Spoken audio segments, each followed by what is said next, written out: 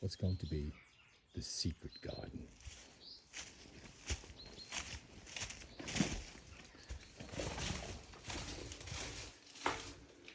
This is what originally was called an ice house. What the landed gentry used to use as their fridge. It's in absolutely tip-top condition, considering it's 200 years old.